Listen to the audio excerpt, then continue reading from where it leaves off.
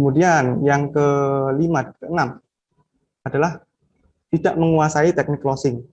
Nah, ini sayang banget teman-teman. Jadi artinya setelah mereka tertarik, mereka memberikan nomor WhatsApp, mereka tanya-tanya ya, kita copywriting-nya sudah bagus nih, pesan promosinya sudah bagus, mereka sudah tertarik.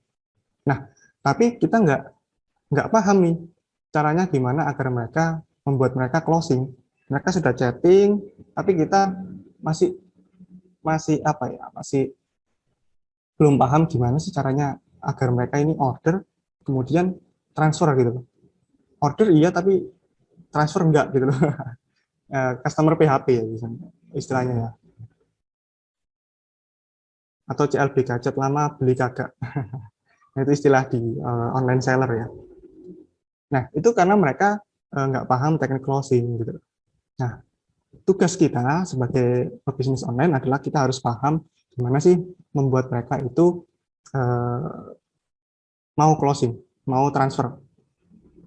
Kemudian yang keenam adalah serba manual. Bayangkan ya, teman-teman berharap dapat puluhan hingga puluhan order per hari sampai ratusan dan ribuan order per bulan. Nah, ini kan goalnya kita kan, pasti kita ingin seperti itu, mendapatkan ribuan order per bulan, omset naik dan sebagainya. Tapi semuanya masih serba manual. Artinya kegiatan broadcast masih manual, kegiatan promosi ya, kemudian kegiatan follow up juga masih manual. Itu nggak akan, katakanlah ada 100 orang yang masuk ya, hari pertama, hari kedua, hari ketiga juga sama. Nah, itu bisa keriting nih jarinya teman-teman ya, untuk chatting satu persatu dan sebagainya. Dan waktunya teman-teman akan habis hanya untuk chatting aja. Padahal sebagai penjual, teman-teman juga akan pasti kan mengurusi hal-hal yang lain ya. Misalkan untuk stok, ngecek stok dan sebagainya, atau misalkan promosi, terus kemudian teman-teman juga ada kegiatan lain katakanlah ya. Nah, itu waktunya teman-teman nanti bakal habis di sana. Nah, itulah pentingnya otomatisasi. Nah, untungnya di WhatsApp ini kita bisa melakukan otomatisasi, baik itu proses promosi ataupun proses follow up.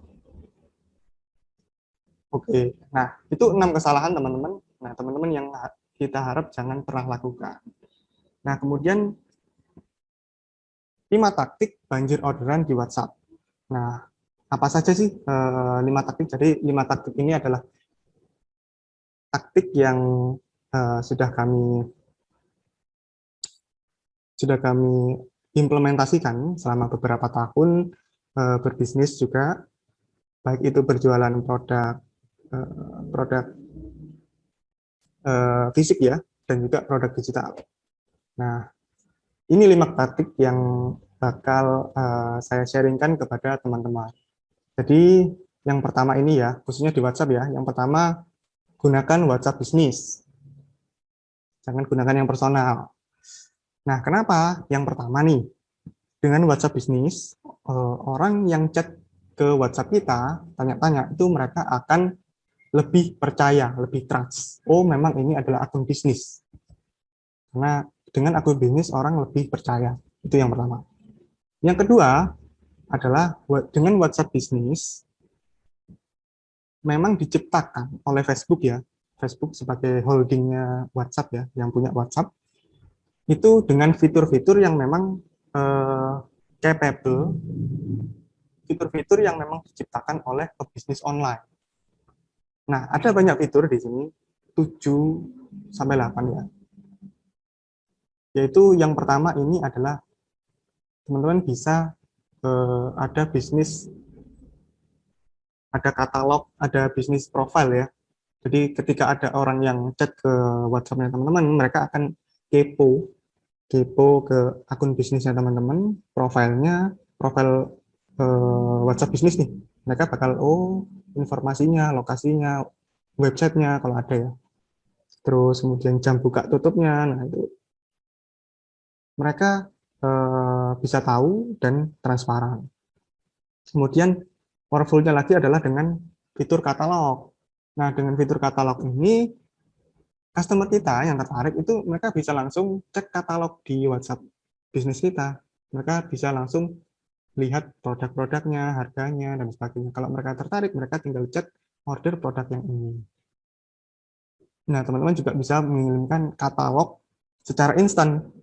Teman-teman tinggal klik, sekali klik, teman-teman bisa langsung kirimkan katalog ke calon customer teman-teman. Kemudian ada messaging tools yang lain seperti away message, kemudian greeting message. Away message ini untuk membantu teman-teman apabila teman-teman sedang tidak online. Nah, nanti secara otomatis WhatsApp yang akan mengirimkan pesan template yang sudah kita siapkan sebelumnya kepada calon customer. Jadi, walaupun kita sedang tidak online, kayak semacam ada robot yang membalas pesan mereka, yang mengingatkan bahwa kita sedang tidak online. Kemudian greeting message, jadi orang yang pertama chat kita langsung terbalas dengan cepat. Nah, itu kan akan meningkatkan trust mereka. Jadi, mereka nggak merasa dianggurin. Nah, kalau customer harus merasa dianggurin oleh kita, nah itu trust mereka akan berkurang kepada kita ya.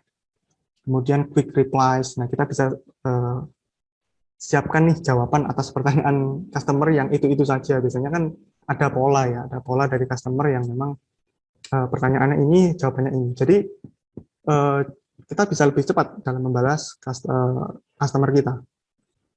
Kemudian ada labeling. Nah, labeling ini ya kita bisa gunakan untuk funneling. Kita bisa tandai orang-orang yang mana sih yang sudah order tapi belum bayar.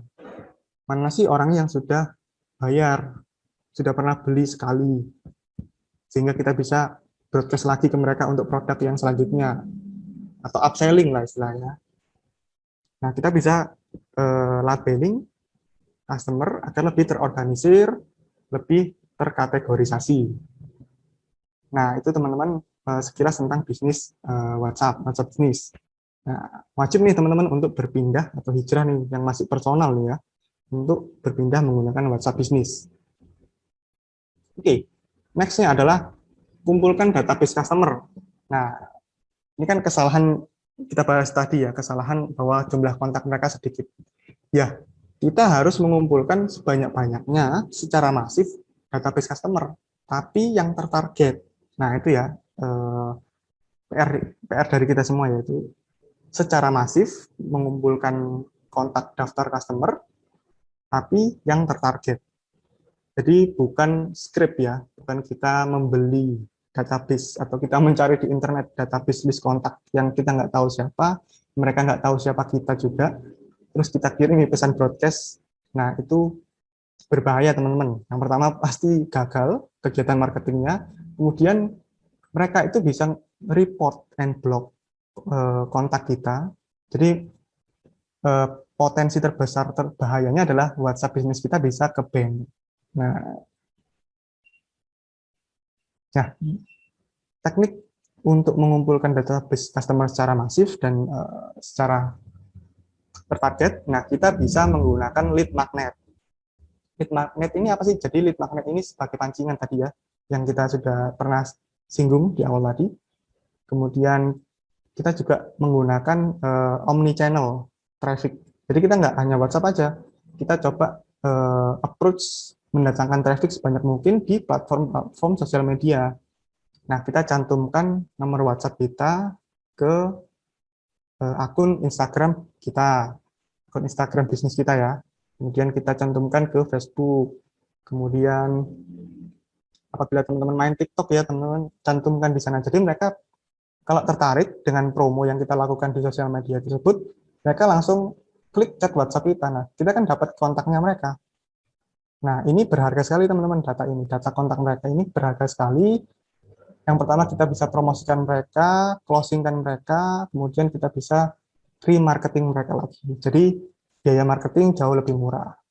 Karena teman-teman jika sudah bermain Facebook Ads ya,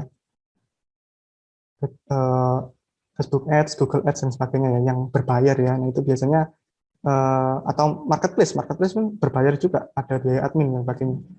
Nah itu kan ada biayanya, ada cost-nya ya. Nah ketika teman-teman sudah approach mereka, kemudian teman-teman dapatkan nomor WhatsApp mereka, nah untuk memarketing lagi, kita mempromosikan lagi kepada mereka itu dengan biaya 0 rupiah.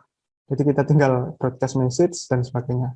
Itulah pentingnya kita mengumpulkan database customer. Nah, kemudian adalah WhatsApp interaksi ya. Nah, kenapa penting? Karena WhatsApp ini adalah platform yang private,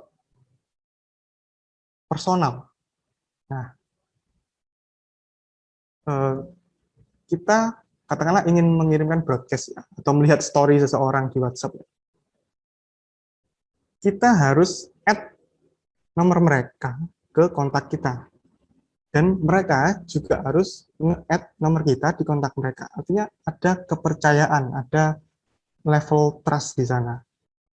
Mereka kenal dengan kita kenal dengan mereka, kita tahu nama mereka, dan kita save mereka di nomor kontak mereka. Nah, karena ada yang trust ini, kita butuh interaksi. Nah, interaksinya bisa dengan banyak cara. Nah, katakanlah, walaupun teman-teman memang tujuannya untuk berjualan, nah, usahakan teman-teman tidak terlalu sering memberikan atau melakukan broadcast ya, broadcast ataupun story tentang jualan. Jangan seperti itu. Jadi secara statistik teman-teman bagi ya 80% untuk kirim konten yang educational atau bermanfaat, konten-konten yang bermanfaat atau sebuah interaksi. Terus kemudian 20%-nya itu teman-teman jualan. Jadi teman-teman lakukan soft selling juga. Misalnya gimana sih? Jadi kan di WhatsApp ini kita bisa manfaatkan fitur broadcast dan fitur story ya. Nah, teman-teman ketika broadcast usahakan jangan terlalu sering, at least ya 2 minggu sekali lah. Kalau terlalu sering nanti orang-orang itu juga seminggu sekali itu sudah maksimal sih. Biasanya orang akan annoying ya. Nah, gimana biar nggak mereka annoying adalah kita nggak jualan melulu. Siapa sih yang suka dijualin ya? Nah, nggak ada orang yang suka dijuali. Nah, tugas kita adalah di sana kita coba approach mereka, approach calon pembeli atau customer kita itu sesuatu konten yang bermanfaat. Misalkan nih untuk kasusnya teman-teman dropshipper yang di Viva ini, nah teman-teman bisa yang tadi kirimkan tips-tips bermanfaat gimana sih cara menjaga kulit, cara cara tampil cantik dan sebagainya, cara merawat kulit dan sebagainya. Nah itu teman-teman bisa berikan konten-konten yang seperti itu. Lewat apa? Lewat broadcast pun bisa, lewat story juga bisa. Kemudian teman-teman juga usahakan interaksi terhadap pelanggan. Misalkan pelanggan sudah membeli produknya teman-teman ya, teman-teman 3 hari atau 4 hari setelahnya teman-teman approach mereka gimana nih, gimana hasilnya, terus apakah puas, gimana nih rasanya merasakan produk dari kita. Jadi ada interaksi di sana. Jadi kalau mereka sudah ada interaksi di sana, kalau kita ingin menembak mereka, mempromosikan mereka dengan produk baru, produk yang lain, itu jauh lebih mudah karena ada trust di sana. Lewat story pun sama, teman-teman bisa juga kirimkan apa ya, tips-tips, testimoni lewat story. Kalau story ini cenderung lebih netral ya daripada broadcast. Kalau story ini orang kan bisa milih ya, bisa lihat atau enggak ya. Dan karena memang story ini lebih netral, biasanya mereka enggak terlalu defensif. Dan lewat chatting atau lewat broadcast itu mereka ada sisi defensifnya ya. Kalau story ini mereka lebih karena defensifnya sudah nggak ada, mereka lebih cenderung bisa menerima konten story WhatsApp teman-teman. Nah itu teman-teman. Jadi usahakan secara berkala mulai sekarang ya update story yang rutin. Nah mulai teman-teman ingat bagi 80% untuk konten educational, konten yang bermanfaat, kemudian 20%, nah teman-teman bisa untuk jualan hard selling.